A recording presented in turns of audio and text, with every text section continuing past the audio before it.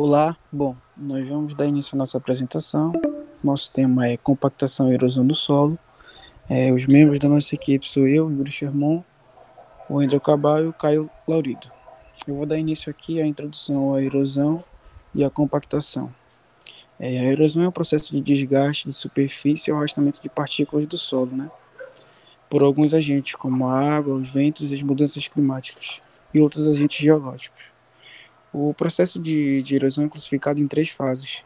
Primeiro, que é a desagregação, que é o umedecimento dos agregados durante as chuvas, que ameniza as forças de coesão entre as partículas do solo, tornando os agregados mais suscetíveis à fragmentação com o impacto contínuo das gotas. O segundo, que é o transporte, no qual as partículas desagregadas pelas gotas poderão ser transportadas, com as primeiras gotas que caíram no solo, né? E o último, que é a deposição, que após diminuir as chuvas, né, turbulências e enxurradas, as partículas do solo são depositadas nas porções mais rebaixadas do relevo. Agora eu vou introduzir a compactação e como ela ocorre. A compactação do solo refere-se ao processo que descreve o decréscimo do volume dos solos, não saturados, quando uma determinada pressão externa é aplicada, a qual pode ser causada pelo tráfego de máquinas agrícolas ou equipamentos de transporte. Para a pedologia, a compactação do solo é definida como alteração no arranjo das partículas constituintes do solo, né?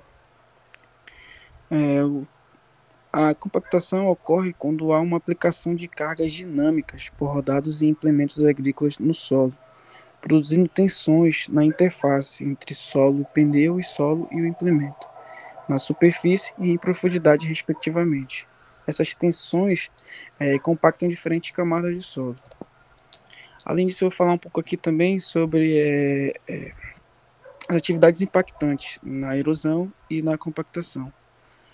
Na compactação, a gente tem a pecuária, circulação de grandes máquinas agrícolas e operação excessiva no preparo do solo.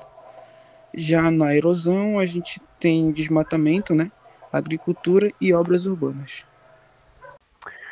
Bom, quanto aos atributos do solo que são afetados por esses processos de compactação e erosão, a compactação do solo afeta o crescimento radicular, como a aeração, retenção de água, resistência à penetração de raízes, podendo aumentar a incidência da erosão no solo.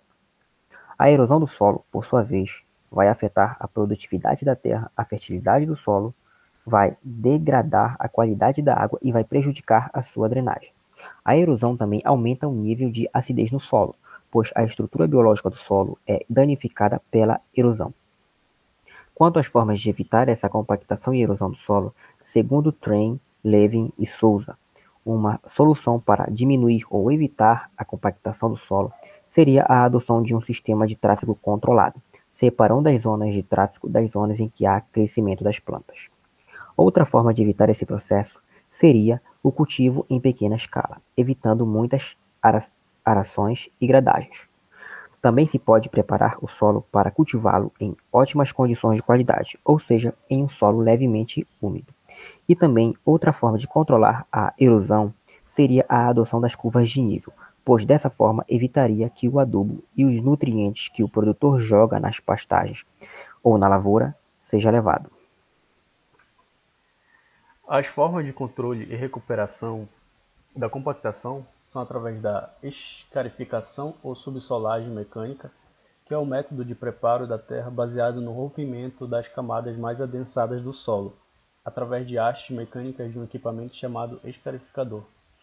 A escarificação biológica, que se baseia no cultivo de espécies com sistema radicular profundo, como o nabo forrageiro e o milheto. A rotação de culturas, que é considerada a mais benéfica para o produtor evitar a compactação do solo. O princípio básico é alternar espécies diferentes na mesma estação do ano. Já as práticas de controle e recuperação da erosão podem ser edáficas, vegetativas ou mecânicas. Práticas edáficas, comumente reunidas como o nome de culturais, estão associadas com o sistema de cultivo, plantio em curva de nível, plantio direto, sistema agroflorestais, etc. As práticas vegetativas são aquelas pelas quais a proteção ocorre a partir de sua cobertura com plantas prevenindo o impacto da chuva sobre o solo descoberto. A erosão pode ser controlada ainda pela construção via cortes e aterros de estruturas artificiais que minimizam a velocidade das enxurradas. Uma curiosidade em relação à compactação é que os pneus usualmente utilizados nos tratores e colhedoras comercializados no Brasil possuem a parte lateral do pneu rígida, sendo chamados de pneus de banda diagonal. Essa rigidez impede que o pneu se molde ao solo de acordo com as irregularidades do terreno, e por isso sua área de contato fica reduzida, aumentando a pressão na superfície do solo.